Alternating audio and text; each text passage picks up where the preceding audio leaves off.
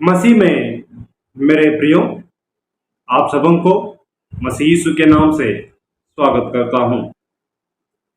फिर से एक बार इस सुंदर से अवसर में परमेश्वर की वचन को शेयर करने के लिए मुझे जो अवसर मिला है उसके लिए मैं परमेश्वर को बहुत बहुत धन्यवादी हूं।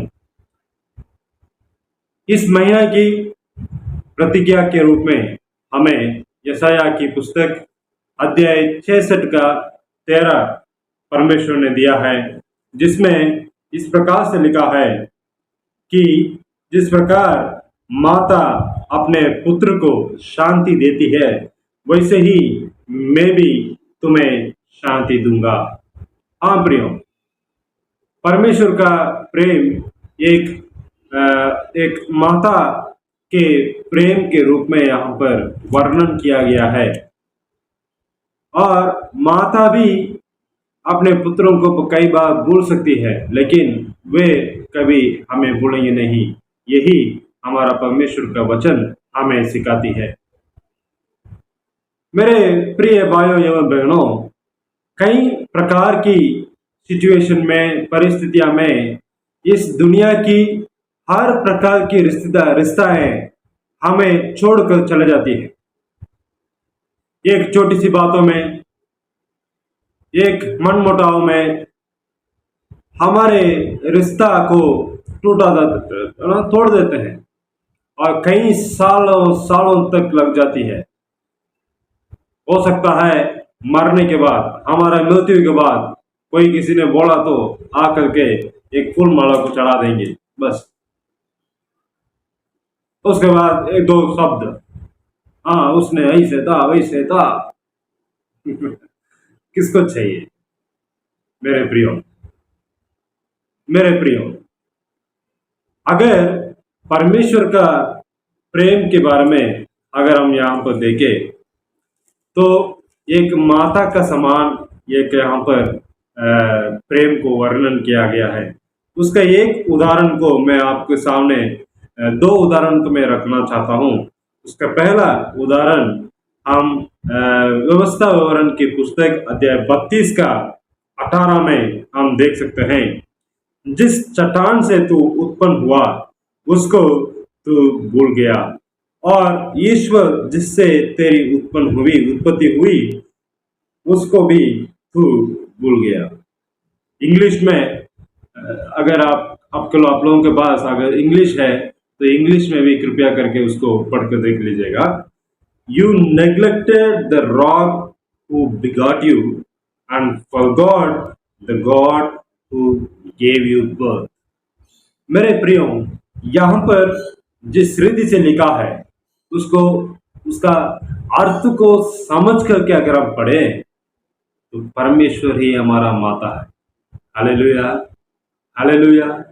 इसका मतलब ये नहीं है कि हमारा मम्मी को हम भूल जाए, नहीं। ये परमेश्वर ने हमें दिया हुआ एक माध्यम है।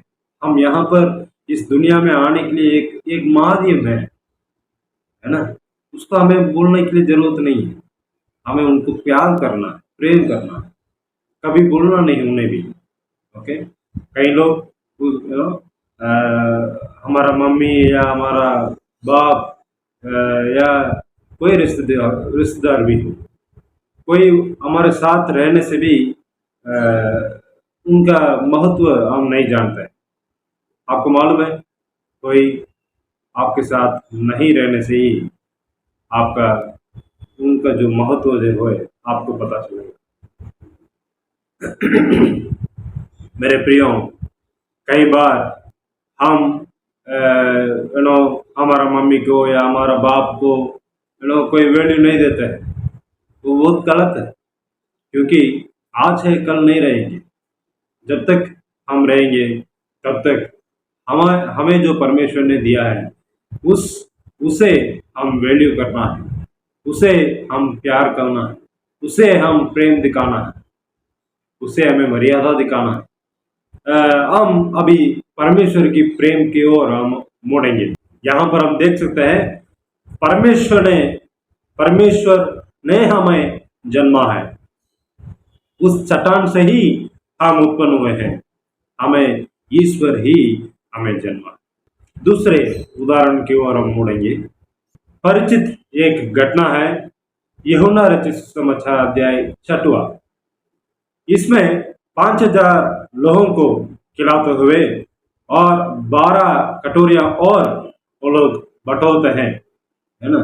और सिर्फ 2 मछलियां और 5 ब्रेड को लेकर के वे 5,000 लोगों को खिलाते हैं और बैलेंस भी वो लोग लेते हैं, राइट।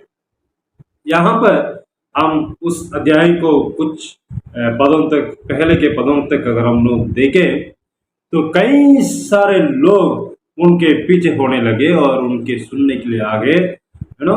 कई सारे लोग उसमें बीमार लोग भी थे, कई सारे लोग उसमें बच्चे लोग भी थे, है ना। कई प्रकार की उम्र के लोग थे, कई बुजुर्ग लोग थे, हैं? तो यहाँ पर 6 लोग भी थे, लेकिन उनका कोई ख्याल नहीं आया।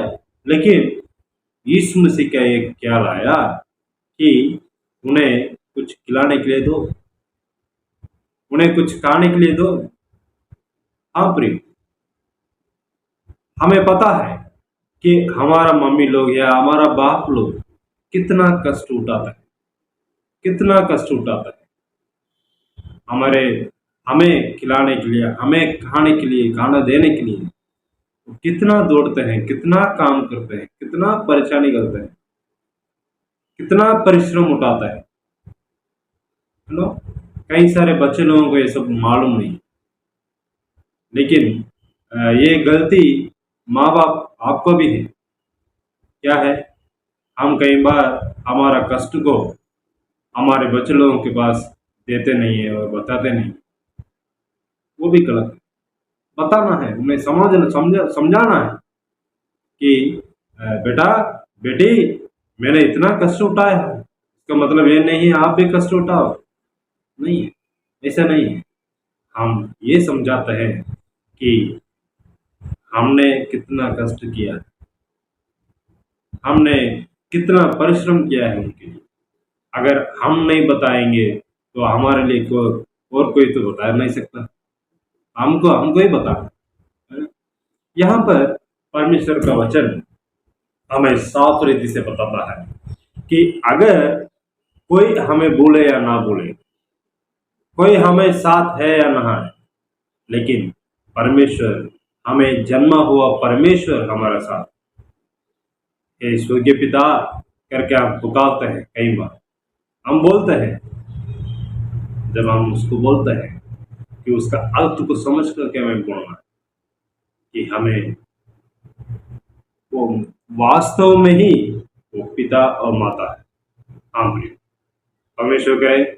और जैसे हमने देखा है व्यवस्था विवरण का 32 का 18 में, इस्राएली लोगों को देखकर परमेश्वर बोलता है, जिस चट्टान ने आपको जन्मा है, जिस ईश्वर ने आपको जन्मा है, उसको आपने भूल गया है।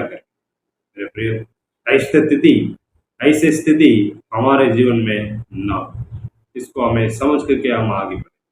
परमेश्वर करे इस वचन के द्वारा आप सबों को बहुत ऐसा